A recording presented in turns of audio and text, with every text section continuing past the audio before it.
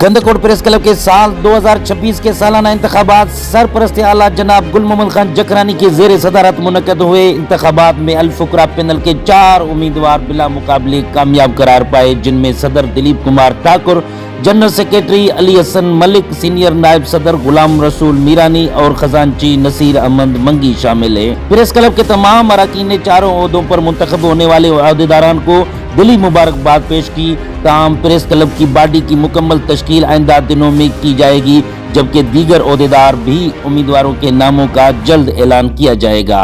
उस मौके पर प्रेस क्लब के सरपरस्त आला जनाब गुल मोहम्मद खान जकरानी ने बिला मुकाबला कामयाब होने वाले ओहदेदारान का बाज़ाब्ता नोटिफिकेशन जारी कर दिया।